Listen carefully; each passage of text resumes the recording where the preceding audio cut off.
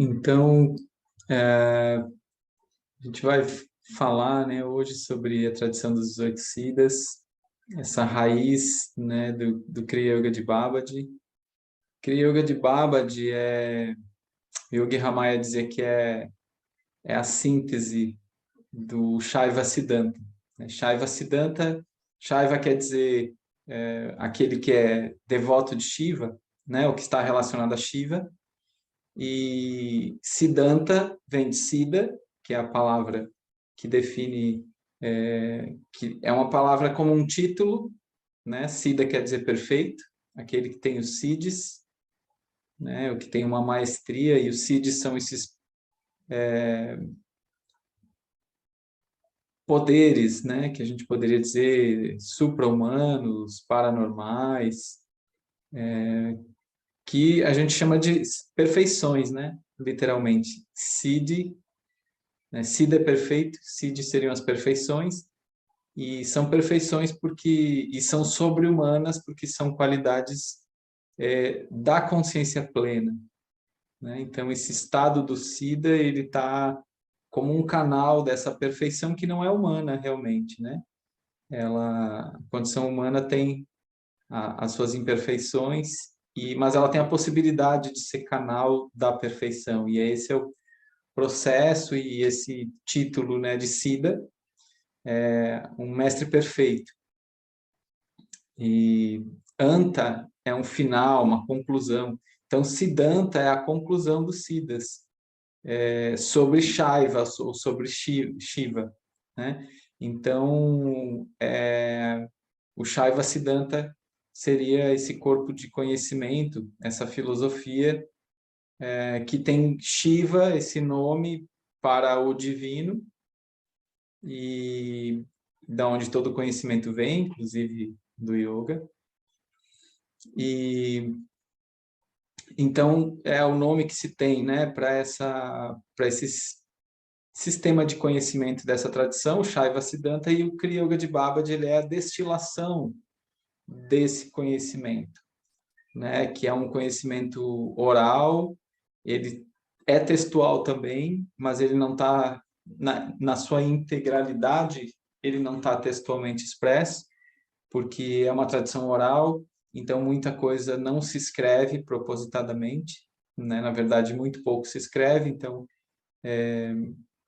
também é um conhecimento que ainda é velado, ele ainda tem os seus mistérios, a gente ainda não... ainda não é uma boa expressão, porque talvez a gente nunca chegue nisso, que eu ia falar sobre generalizar o Shaiva Siddhanta, ou generalizar a tradição toda dos Siddhas e dizer que eles são A ou B ou Y, porque existem diferentes linhagens dentro dessa tradição, existem diferentes conhecimentos em cada uma dessas linhagens, e que não conflitam entre si, pelo contrário, se complementam. São perspectivas, às vezes, um pouco diferentes sobre o mesmo processo, às vezes uma forma diferente de fazer, chegar no mesmo objetivo, né, por um caminho um pouco diferente, então vão ter suas diferenças e peculiaridades, mas o Kriya Yoga, ele é um corpo de técnicas, né? Kriya Yoga de Babaji, especificamente, são 144 técnicas, que são provenientes dessa tradição dos 18 Siddhas. Então, ela é a parte prática, né, desse campo de conhecimento e dessa tradição. E é uma forma que a gente tem de vivenciar esse caminho dos Siddhas, né? Não só saber sobre, não só estudar ou conhecer intelectualmente, mas poder vivenciar isso, né? Literalmente no corpo, né? Em todos os corpos, né? Todas as camadas do corpo, mas até o corpo físico, que é essa camada mais densa, né?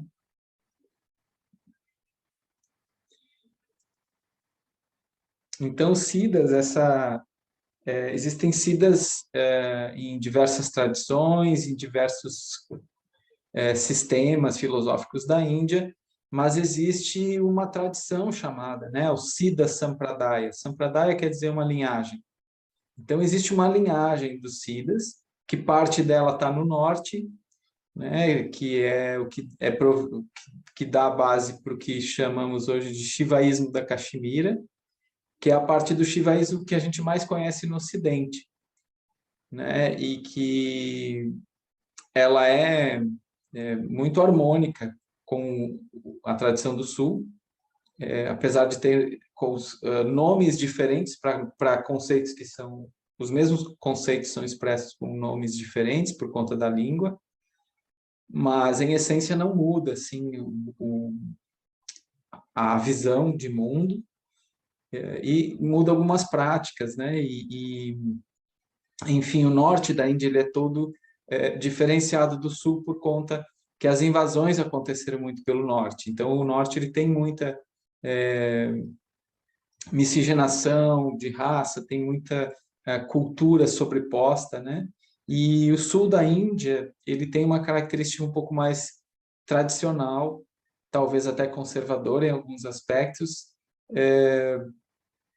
Então, existe uma questão que a língua é preservada, né? No estado do Tamil Nadu, que é um dos estados mais ao sul da Índia, que é onde essa tradição dos 18 Siddhas. Então, a gente tem, né, os Siddhas, que existe no budismo, existe no norte da Índia, e existe no sul muito forte esse conhecimento, especificamente conhecido como a tradição dos 18 Siddhas. Então, quando fala 18 Siddhas, a gente está falando do sul da Índia, mais especificamente. E essa tradição também é conhecida, esse número 18 é um número, né, cabalístico, não é um número exato, ele é simbólico, não são só 18 mestres que chegaram nesse nível de realização, falam em 110 siddhas, falam em diferentes nomes também, essa lista de 18 siddhas aparece com nomes diferentes, às vezes, dependendo da fonte, e ela se desenvolveu, então, no estado do Tamil Nadu, que é um estado mais ao sul, e que sofreu menos invasões, menos essas influências do restante da Índia, que é mais cosmopolita, né? Sempre, né? Talvez um dos lugares que o turismo é mais antigo, né? Que as viagens para lá são mais antigas, então tem uma comunicação com o mundo muito forte, e já no estado do Tamil Nadu isso não é tão vivo. O que é mais vivo é o que é tradicional, inclusive a língua. Então, na Índia existem várias línguas, cada estado tem a sua língua. Existe o inglês que né, funciona como uma língua universal lá e também local, mas né, nas zonas rurais, né, cada um tem as suas línguas, e o Tamil, o estado do Tamil Nadu, ele e os Siddhas especificamente tiveram uma especificidade que foi trabalhar com a própria língua, enquanto que todos os outros textos, os yogis em geral, quando iam escrever, escreviam em sânscrito, porque é a língua erudita e a língua que as escrituras sagradas estão escritas nessa língua. E então facilita, porque existem termos chaves enfim, uma forma de ler, uma forma de escrever que facilita. Porém, os Siddhas, eles eram anarquistas, assim, eles tinham essa postura muito radical em relação a tudo, né? No sentido que o sânscrito ele acaba sendo elitizado, né? Ele, com o sistema de castas na Índia, só os brahmanes estudam sânscrito de uma forma geral, né? Então, e você só poderia nascer brahmane, né? Você não muda de casta, né? Nesse sistema. Então, os Siddhas, um tanto por conta disso também, eles mantinham a escrita na língua tâmil e não no sânscrito. Então, isso já fazia com que qualquer pessoa pudesse ler os textos. Só que como é uma tradição oral e o objetivo não é transmitir pelo texto, né, tem outros motivos, tem outras funções do texto, não exatamente apresentar e ser um guia da tradição, eles escreviam em poemas e poemas místicos, poemas velados, né, que é uma característica dessa tradição que chama uma escrita crepuscular, né, ou obscura, ou o que a gente chama de linguagem esotérica, iniciática, que ela fala, mas não fala literalmente. Então, tem muitos símbolos, né, muitas imagens, muita fala simbólica, que remete às técnicas, remete aos ensinamentos, mas quem não é iniciado não entende por completo, né? Quem é iniciado, isso é uma forma e uma fórmula de você resgatar o que você recebeu na tradição oral. Então, você aprendeu sobre uma técnica, você praticou ela, e quando você vai rever ela, ou vai revisitar, você vai pegar um texto desse, ele vai estar falando lá de uma forma simbólica, metafórica, falando desse processo, e você começa a reconhecer.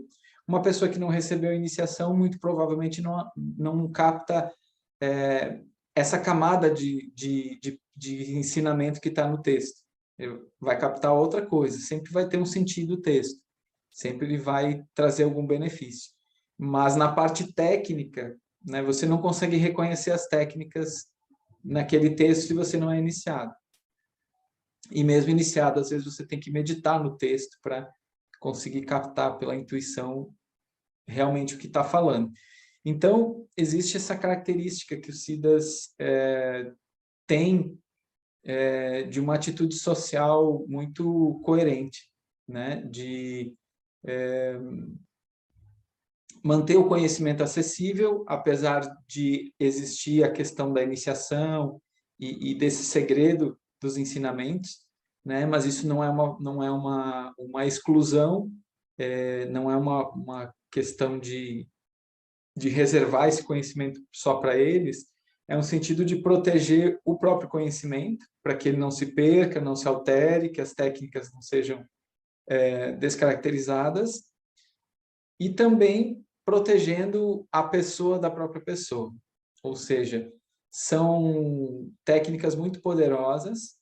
A gente sabe o que acontece com o ser humano em contato com o poder, a tendência de ele usar isso de forma egoísta é muito grande. E então, os Siddhas, antes de ensinar alguma coisa para alguém, eles criavam alguns artifícios para certificar de que essa pessoa tem ética, que ela tem um senso de comunidade, de que ela vai usar esse poder, à medida que ele se expressar, para o benefício de todos, né? Então, era nesse sentido que existe ainda, né, esse segredo em relação às técnicas, mas é só por esse motivo, né? Não é por uma reserva de mercado ou qualquer coisa do gênero, ou para dominar aquele conhecimento. Então, eles faziam o máximo para que tudo que eles fizessem tivesse benefício para a sociedade. Então, como o que eles trabalhavam diretamente, mais profundamente, é o yoga tântrico, que tem essa característica de mexer com chakras, com kundalini, é um processo que precisa orientação, precisa a guiança de um guru, e isso tem esse cuidado para ser transmitido, e não é uma coisa para ser, pelo menos até então, ser transmitido para a massa, né? A massa ainda não está preparada para ter um sadhana, para abrir mão de aspectos da vida para se dedicar para uma disciplina. Então, o yoga eles mantêm dessa forma, mas eles expandiam a forma de serviço em outras ciências, como, por exemplo, a medicina, né, que é um campo onde os Siddhas contribuíram muito, a partir da sua visão sutil, principalmente. Então, existe a medicina Siddha, que ela é baseada na energia inicialmente, né? É uma visão dos canais de energia, dos centros de energia, das funções do prana, e dos varmas, né? Ou marmas, as regiões energéticas do corpo, que função elas regem, quais os cuidados que a gente tem que ter com essas regiões, como a energia flui nessas regiões e como manipular a energia para trabalhar a saúde, por exemplo. A partir daí, vem todas as técnicas que também vão se encontrar depois no Ayurveda. Você tem todo um sistema de médico, de cirurgias, inclusive, né? Cirurgia plástica. Até hoje, os instrumentos que são usados para cirurgia plástica, alguns são os mesmos que foram encontrados nas descrições de textos do Ayurveda, e que do Ayurveda, essa parte cirúrgica, principalmente, vem dos Siddhas, onde, por exemplo, até hoje a técnica para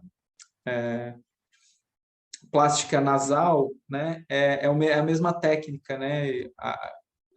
Tem princípios que são usados até hoje. Claro que outras coisas são modernizadas e avançam, mas o princípio, né, disso, a química, através da alquimia, né, dos Siddhas, o trabalho com metais, com minerais, com resinas e com ervas, e gerou muito conhecimento e estruturou a base para a química.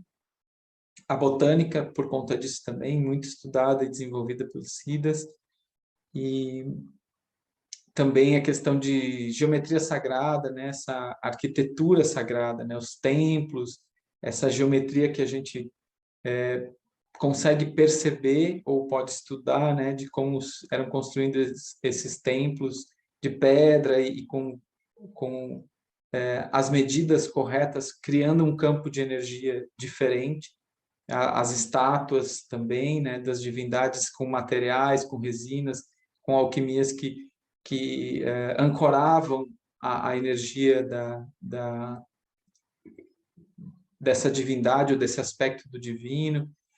Então, eles foram expandindo esse conhecimento que vem a partir das técnicas do Vasa Yoga ou do Shiva Yoga, são nomes diferentes porque os Siddhas praticavam esse Kundalini Yoga. A partir desse estado e do que surgia, né, de revelações, eles iam compartilhando isso com a humanidade, né? Mas a parte do yoga, então, fica mais restrita. E eles silenciosamente ficam dando suporte para a humanidade, né? Então, a gente pode imaginar melhor os Siddhas se a gente pensar, e se você tiver conhecimento, sobre os mestres ascensos, né? Os mestres ascensionados, que a Fraternidade Branca fala hoje, e que isso começou lá com Annie Besant, na Sociedade Teosófica, que eram ocidentais que estavam na Índia.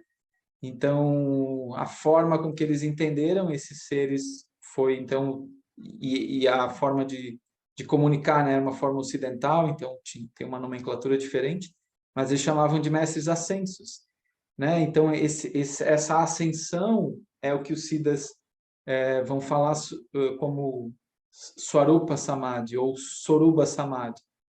Samadhi é o estado de comunhão com a divindade ou com o objeto de meditação, ou absorção cognitiva, né? Ou seja, o processo de conhecimento, a gente se absorve no campo do conhecimento, no campo de saber, e você capta qualquer coisa desse campo. E Swarupa quer dizer a sua própria forma, a sua verdadeira forma.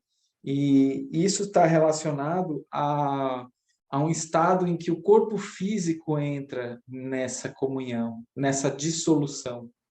Ou seja, esse estado de espiritualização do corpo físico, né? Onde Babaji descreve como um processo de entrega completa, né? Essa entrega do ego, onde ele, né, se abre mão da identificação com a individualidade, com o corpo, a mente, a personalidade, e se identifica com o todo.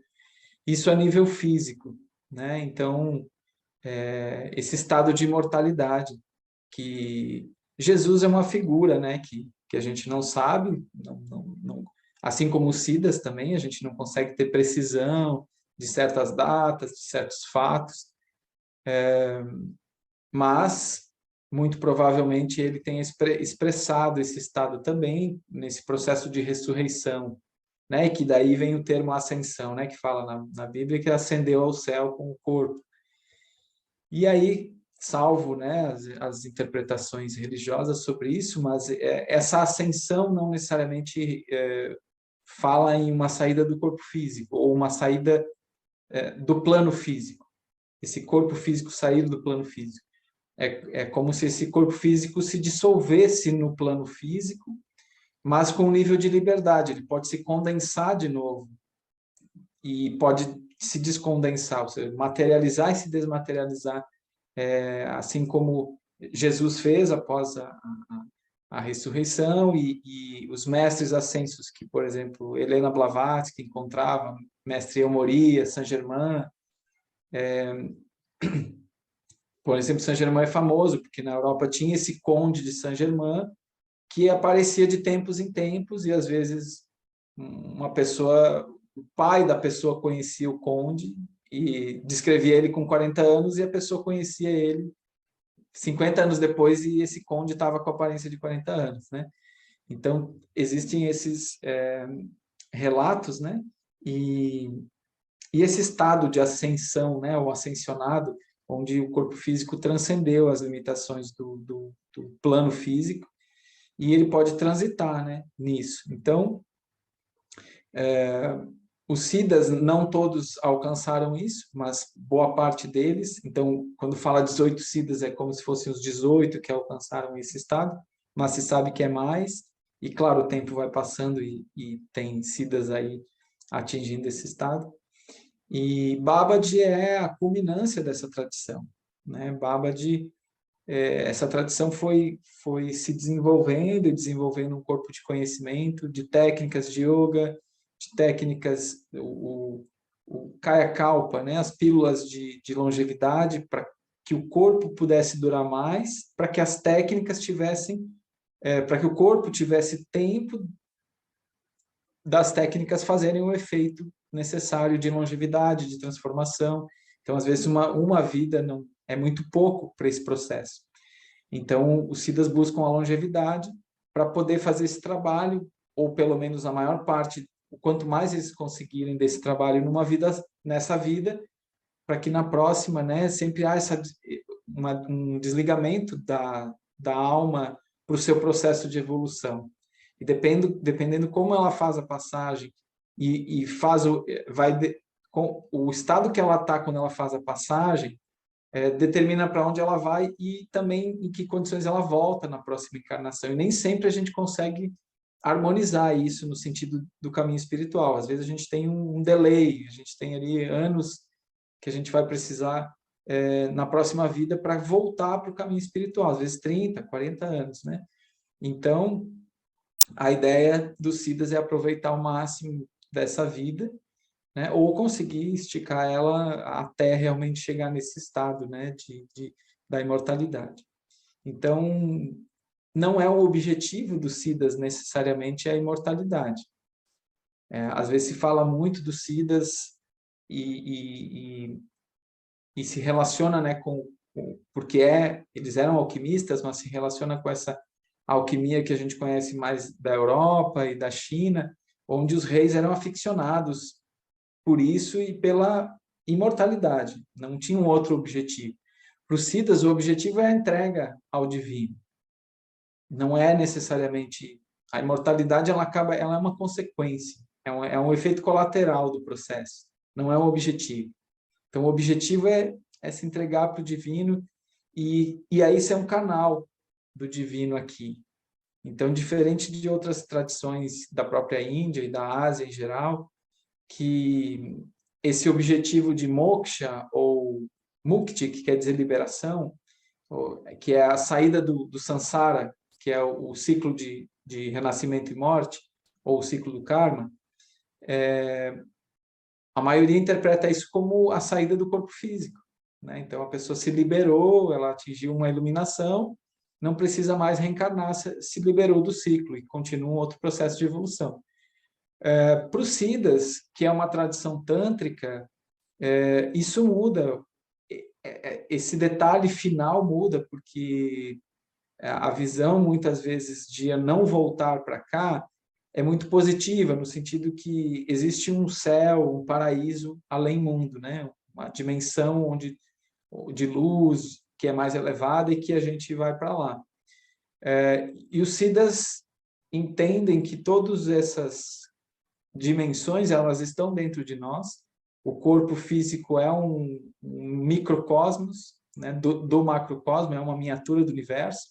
Então, tudo que tem no universo, mesmo no campo sutil, ele está ancorado aqui nesse corpo. Então, esse paraíso, essa esfera, dimensão celestial, ela é um estado de consciência. E os Siddhas buscam trazer esse estado para cá, para mudar essa realidade. Ou seja, eles não estão buscando sair do ciclo de reencarnação e não encarnar mais. Eles querem sair da necessidade da reencarnação e estando encarnado. Que esse é o ponto máximo de transcendência, que é justamente traduzido como Diva Mukti ou Diva Mukta. Diva é a alma individual e Mukti é liberada. Então essa alma é liberada em vida. Ela não tem mais ligação kármica. Se ela desencarnar, ela não precisa encarnar de novo, só que ela não desencarnou, né? Ela está aí e se mantém acima do karma, né? A sua conduta se mantém acima do karma e está aí só como um serviço, né? Só como um canal de luz. E ao longo dos milênios, os Siddhas vêm influenciando silenciosamente, de uma forma muito sutil, muito nos bastidores, né? Guiando a evolução da humanidade, que é o que a gente sabe, né? Essa parte assim muito clara dentro da fraternidade branca, então que existem esses mestres de diferentes religiões, que todos nesse plano sutil estão trabalhando pela evolução da humanidade, inspirando as pessoas, né? E os Siddhas têm essa inspiração, claro, muito direta no yoga, mas também na área da saúde de uma forma geral, desses conhecimentos, descobertas, os Siddhas estão aí no plano sutil influenciando, né?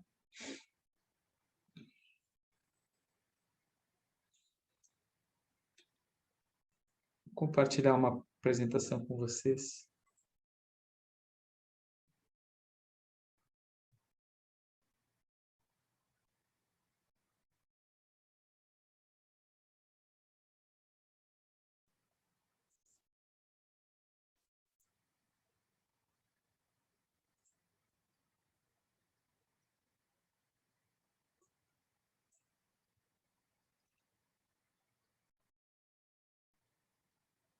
Então aqui a gente tem a figura do Agastya, que é um dos gurus de Babaji, e que é considerado o primeiro Siddha, é considerado como, né, ele que recebeu primeiramente de Shiva, né, essa iniciação e esse conhecimento e veio transmitindo para o restante da tradição. Ele aparece nos Vedas, aparece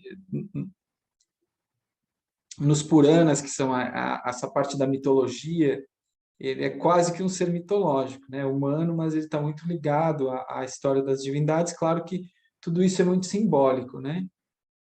Então, aqui a gente tem essa tradição dos Siddhas, o Kriya Yoga, só para a gente visualizar um pouco. Aqui a gente tem, essa foto está desatualizada, tem mais alguns acharyas que entraram no mundo, mas só para exemplificar que a gente tem uma rede de professores, né, que são Kriyabans, que depois de algum tempo podem receber um convite, um chamado para ser voluntário dessa ordem, e aí passar por um treinamento profundo para poder ensinar essas técnicas, ministrar as iniciações. Além das iniciações, uma parte importante, que é o que está aqui no centro, Yoga Siddha Research Center, né, e o tradicional Yoga Studies, que é um projeto do Georg Fursten, que é essa figura que está aqui de camisa azul. Ele já não está mais no plano físico, mas é um dos principais indólogos ocidentais, pelo menos o principal, os principais acadêmicos precursores do estudo de yoga, e esse tradicional Yoga Studies, ele preserva textos de yoga, né? Então, é um banco de dados incrível. E o Yogi Ramaya, que é essa figura aqui da esquerda, foi o professor, né, do meu professor do Satchitananda, Govinda Satchitananda. Ele recebeu as 144 técnicas, as crias de Babbage, e recebeu junto um pouco da história de Babbage, né? E junto com essa história, esse conhecimento de que Babbage vem da tradição dos 18 Siddhas e que existiam escritos, que são poemas, e que esses escritos estavam em algumas casas de colecionadores, em algumas famílias que são da própria tradição dos Siddhas, e ele recebeu essa missão de Babbage de resgatar esses textos, né? Porque eles estavam em folhas de palmeira, que a gente pode ver essa figura aqui. Opa, né? São folhas de palmeira onde se fazem cortes, né? Então, ela é tipo um papelão, a folha de palmeira, né? Ela tem diversas camadas. Então, vai cortando as primeiras camadas, fazendo um desenho da letra, e depois pega uma foligem, né? Aquela foligem da vela, com óleo, né? Que fica aquele óleo preto e passa. E aí ele entra, né? E depois limpa e fica essa folha escrita. E aí se montam os livros, assim, com várias dessas folhas. E, claro, isso não tem uma durabilidade, né, grande. E pode se perder. Então, por isso que Babbage pediu para o Ramaya fazer esse trabalho, ele começou a fazer, e Satchitananda dá continuidade, e Satchitananda, então, fez, né, que é a figura do centro, fez a conexão com o Georg Fursten, para somar esse trabalho, e junto com a Universidade de Chennai também, onde existe uma equipe acadêmica que é patrocinada pela ordem também, que aí junta, né, escaneia, recebe essas folhas de palmeiras, escaneia, devolve, traduz, e aí vai produzindo seminários, e artigos e livros, né? E os livros aí, a ordem que boa parte consegue publicar, e aí o professor Satchitananda também entra com a parte dos comentários, né? Porque os acadêmicos, em geral, não são praticantes, então eles também não sabem exatamente, né, o que os siddhas estão falando aí naquele texto, então precisa alguém de dentro da tradição para falar o que pode ser falado, né? E aí então tem os significados, as interpretações dos poemas, e aí a gente tem vários livros escritos, então, apresentando essa tradição dos 18 Siddhas para o restante do mundo, da Índia, inclusive, né? Porque como eles escreviam em Tâmil e nenhum outro estado da Índia entende o Tâmil, existe uma barreira cultural muito forte, né? E, na verdade, então, quando se começam a traduzir, não só a partir do Yogi Ramaya, né? Porque ele está tratando dos 18 Siddhas de uma forma geral. E existe muito conhecimento na língua tâmil que não é só dos 18 Siddhas. Então, quando começou a se estudar mais essas linhagens do estado do Tamil Nadu,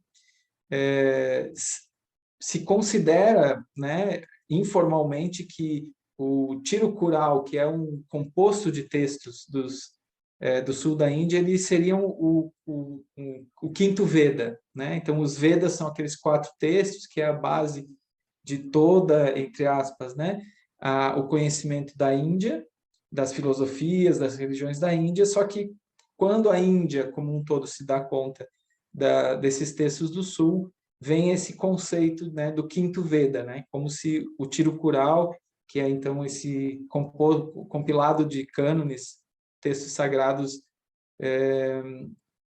é muito importante, tem esse grau de importância, né? E aí que entra toda essa visão tântrica, que não está diretamente falada nos Vedas, né? E é tão importante e provavelmente mais antiga até do que essa tradição que está lá expressa nos Vedas, que tem 5.000 anos do escrito, né? Mas que vem de antes, muito provavelmente. E os Siddhas, então, o que se tem de teoria é que eles viriam, esse conhecimento viria de um continente que está submerso agora, né? Que seria, se a gente pegar o sul da Índia, o Sri Lanka, né?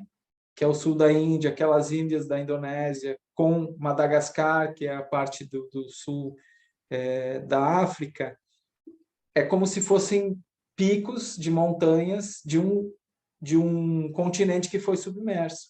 Então, são teorias, claro, não se conseguiu chegar ainda a conclusões científicas exatas sobre isso, mas que nessa região, então, houve, né, em alguns milhares de anos atrás, um continente que era o continente original dos Sidas, e que aí foi submerso, e o que sobrou desse continente, a maior parte, é o estado do Tamil Nadu. E geologicamente se constata que algumas rochas do estado do Tamil Nadu são realmente rochas, uma das rochas mais antigas do planeta, né? Então ali realmente é um local, né, um dos locais mais antigos assim que a natureza está ali. E então tudo isso está dentro dessa tradição oral, está dentro desse campo mítico, porque os Siddhas não escreviam propositadamente, eles não escreviam com referência à personalidade, né? Como o processo do yoga é um processo de entrega e de soltura dessa identidade para com a personalidade, eles não faziam a mínima questão de levar isso adiante, de falar de onde é que ele nasceu, quem é que era o mestre dele, o que ele fez. Esse eu e meu, que para a gente é tão importante hoje, né? Que você pega um livro, você vai primeiro ler o autor, o prefácio, a história do autor, depois você vai ler o que o autor... Às vezes é mais importante quem está falando do que o que é falado, né? E para os Siddhas era o contrário, não importa quem está falando, importa essa sabedoria que está sendo transmitida. Então, a gente não, não tem precisão de muita coisa por conta disso, por conta da antiguidade, né? Mas para contextualizar nessa cronologia, né, os Vedas têm ali os seus 5.000 anos, e o que a gente tem de referência científica sobre o povo mais antigo é a região de Mohenjo-Daro e Harappa, que é onde é Paquistão hoje, essa divisa, essa região entre Índia e Paquistão, que antigamente era tudo Índia, que tinha o Vale do Indo, o Rio Indo, e aí tinha uma civilização que era matriarcal, tudo indica, né, que é matriarcal, que, enfim, tinha uma tecnologia para a época, de 6 a 9 mil anos, tinha carroça com rodinha, boneca com cabelo, sistema de encanamento em toda a cidade, sistema de iluminação, né, claro que, né, deveria ser a base de óleo e tal, mas existia, então, né, um nível de conhecimento e tecnologia. E aí seca esse rio, então eles viram deserto, e aí eles parte migram para o Ganges, onde aí vem essa civilização, né, que é a dos Vedas, né, e parte teria migrado de volta para o sul, né? Então existe essa teoria que fala que eles já estariam no sul desse continente muito antigo, mas que também se espalharam pelo mundo, e eles falam sobre isso, né? Os Siddhas falam, alguns deles falam que levaram conhecimento para todo mundo, inclusive atravessando oceanos, indo para outros continentes. Então, e que então parte desses Siddhas, essa tradição tântrica matriarcal teria voltado para o sul também depois dessa onde seca esse rio, né? E essa civilização se desloca. Então, a gente tem esse conhecimento que ele é paralelo aos Vedas, ele talvez venha até antes, e depois ele passa paralelo, ele não vira oficial, né? Porque é uma tradição iniciática, e lá nos Vedas você tem muita coisa iniciática, você tem muita coisa simbólica, mas tem muita coisa ali sendo falada literalmente. Então, por algum motivo, né, e provavelmente seja esse mesmo, dos Siddhas serem mais reservados, não entra, né, nesses cânones oficiais dos Vedas, mas agora, tardiamente, né, ganha essa importância. Então, aqui a gente tem a figura dos 18 Siddhas, né, representações, claro, né, são desenhos, não são representações históricas.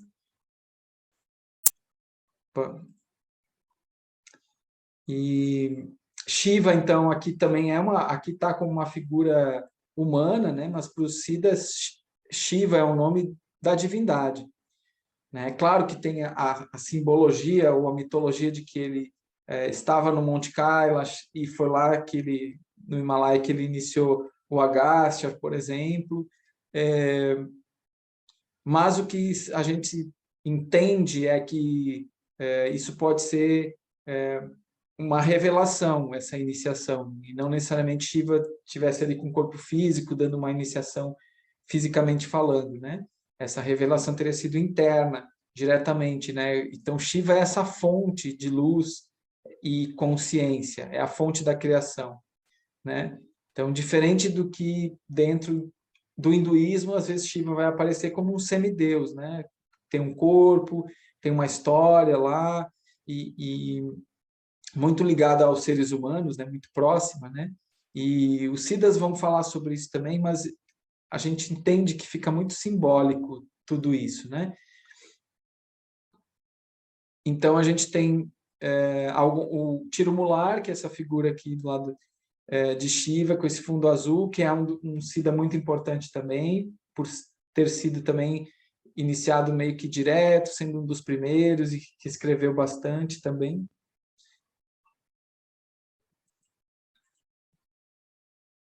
Aqui a gente tem um nome, né? Eu não vou me deter muito aos nomes e não vai dar para entrar em cada um deles, né? Mas só para a gente contemplar Nandideva, Agastya, Tirumular, Boganathar, que é um outro guru de Babaji, Konkanavar, Matyamuni, Goraknath, que também é conhecido como Gorakshanath, que é uma referência do Hatha Yoga, um dos primeiros textos sobre Hatha Yoga, assinado por Goraknath, Satamuni, Sundaram, Ramadevar, Kudambai, que é uma mulher e que provavelmente ela está aqui representando linhagens de mulheres. Não tem uma mulher só que é Siddha.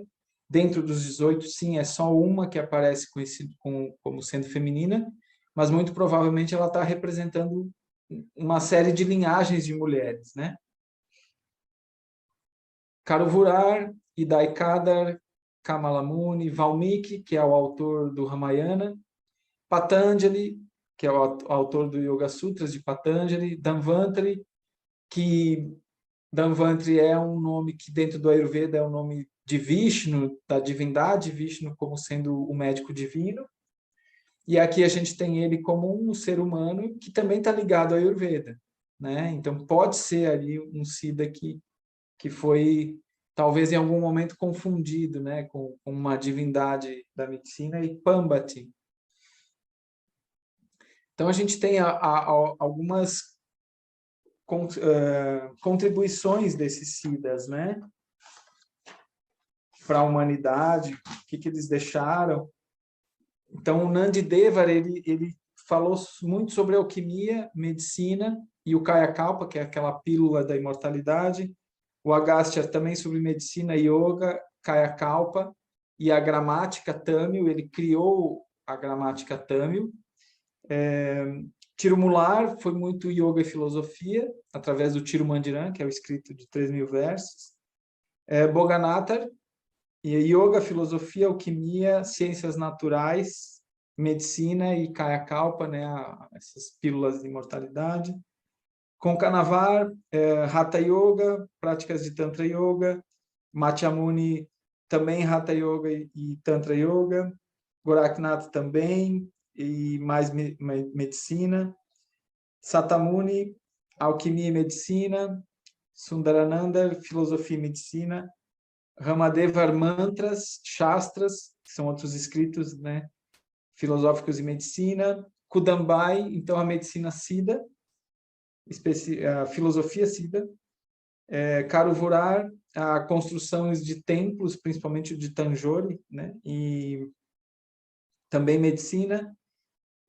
Idaikadar, o que se sabe é só sobre Kayakalpa, pílula de imortalidade. Kamalamuni, filosofia e medicina. Valmiki é o Ramayana, né? Então uma contribuição na literatura do mundo inteiro, na verdade. Patanjali, o Yoga Sutras, mas também sobre dança, sobre gramática sânscrita. Dhanvantari, então alquimia e medicina e Kayakalpa. Pambati, a filosofia Siddha. Então, né, só para a gente ter uma noção, Então, o Siddha pode ser definido como alguém cuja mente está serena e clara como um oceano sem ondas. Isso é o que Tirumular fala, esse é um Siddha. Siddha também tem a ver com como se fosse um título dado para alguém que tem o controle, o triplo controle, né? Ou a tripla mestria, que é da respiração, do fluido sexual e da mente. Né? E o objetivo, então, dos Siddhas ou a manifestação dos Siddhas, em última instância, é esse Divya Deha, ou Siddha Deha, corpo divino, ou corpo perfeito, que é, através dessa entrega completa, se manifestar, então, a espiritualidade no corpo, né? Ou a espiritualização do corpo físico, que é um objetivo do Hatha Yoga. Então, o que a gente fala hoje de Hatha Yoga não é Hatha Yoga, porque as pessoas não estão buscando essa transcendência, né? E requer um trabalho muito profundo e árduo, e não que envolve mais do que só posturas, né? E relaxamento, que é o que mais as pessoas praticam falando que estão praticando Hatha Yoga. Hatha Yoga, na verdade, tem na sua essência o Kundalini Yoga, né? Que é a raiz, né, do Hatha Yoga, que é o yoga raiz dos Siddhas, né? Então, Siddha é alguém que triunfou na estabilização desses três controles em si mesmo, né? E mantém equanimidade e um senso de equilíbrio. Então, Siddha também tem a ver com Chitta, né, que é a consciência. Então, Siddha é um mestre da consciência, ao mesmo tempo é o que tem a maestria das perfeições, dos poderes, né?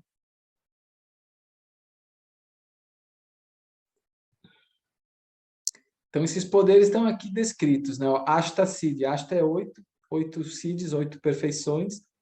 A rima, que é a capacidade de tornar-se tão diminuto quanto um átomo.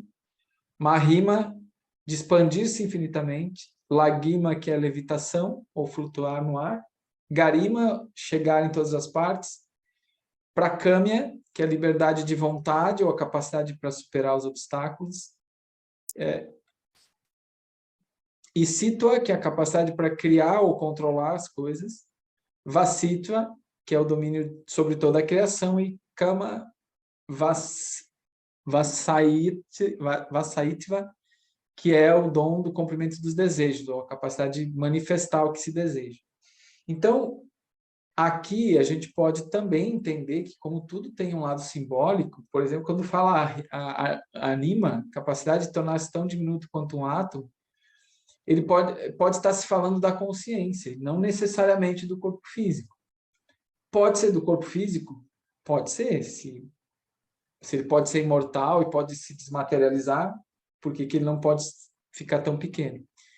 Mas o que pode estar se falando é sobre, talvez, o início desse processo, como a consciência conseguir. Então, por exemplo, o que os Siddhas conseguiram fazer, em muitos casos, de conseguir conhecer partes muito pequenas, ou seja, conhecer moléculas, conhecer os átomos, conhecer, aí entender as funções de plantas, funções de órgãos, de células. E, por exemplo, os Siddhas tinham uma estimativa de distância entre a Lua e a Terra. E aí tem um Kriyaban que trabalha na NASA e que acessou essa distância, e os Siddhas erraram por 2 metros. Se é que erraram, né? Se nesses milhares de anos não houve algum tipo de alteração nessa distância, né? Então, a gente pode estar falando sobre isso, né? Sobre a consciência ter essa capacidade de levitação, né? De voar, mas a gente sabe de casos físicos, por exemplo, levitação, né? Isso não é uma coisa tão incomum dentro da cultura yogi, né? Muito, muito comum, na verdade, se falar sobre esses tipos de manifestação. Então, os Siddhas têm essa característica e eles são conhecidos, o caminho deles é conhecido como Shuddha Marga. Marga é caminho, Shuddha quer dizer puro, né? Então é um caminho de pureza. Então esse estado de manifestar esses siddhis, esses poderes, os siddhas alertam sobre isso, né? Que não é um objetivo, que a gente não deve ter como um objetivo na nossa prática, porque senão o ego vai virar uma busca egóica, e quando a gente chegar nesses seeds, vai se apegar em relação às possibilidades que eles trazem. E eles falavam que, na verdade, isso são manifestações da Shakti. Shakti é o poder, é a força, e também é o nome dado ao aspecto feminino do divino, né? Ou seja, no Tantra existe uma realidade só, que é Shiva Shakti. Então é como uma pedra preciosa, você não tem como separar a forma da pedra do brilho da pedra. São dois aspectos, mas é um objeto só. Você ora pode perceber mais o brilho da pedra e ora mais a forma, mas não tem como separar. A realidade é uma só que ela tem um aspecto consciência, subjetivo, que é Shiva, e um aspecto energia, movimento, matéria, que é dinâmico, que é Shakti. Então, quando se fala Shakti, a gente está falando de tudo. Tudo que é manifesto, tudo que tem energia, não só fisicamente, dos planos sutis, planos celestiais, tudo que tem uma forma é Shakti, né? E tudo que é subjetivo, que é consciência, que não tem forma, é Shiva. Então, quando eles falam isso, eles querem dizer que não sou eu que faço um milagre, por exemplo, curar alguém, se teletransportar, não sou eu que faço. Isso é a Shakti fazendo através de mim. Então, é um nível de pureza da personalidade, dos canais de energia, da consciência, onde a Shakti se manifesta, e é isso que a gente fala em Kriya Yoga. Porque a Shakti, ela se manifesta como uma tríade. Então, existe um poder de conhecimento verdadeiro, que é Jnana Shakti, um poder de vontade, que é Ichha Shakti, e um poder de ação, que é Kriya Shakti. Então, Kriya Yoga é esse estado de conexão através da ação com consciência, ou da ação da consciência. Ou seja, nós nos tornamos um canal da Shakti. Essa Kriya Shakti, esse poder de ação, ele atua através de nós em um estado, né, elevado ou estabelecido de Kriya Yoga, né? Não enquanto a gente está praticando, tentando chegar lá, mas ao chegar, né, esse estado de comunhão. Então, é isso que eles falam, que esses poderes é a Mãe Divina se manifestando através deles. E não é necessariamente só pela vontade deles, né? E não é usado dessa forma também, né? E é usado se for necessário, senão o ideal é que o Siddha passe sem ter que usar esses poderes, né?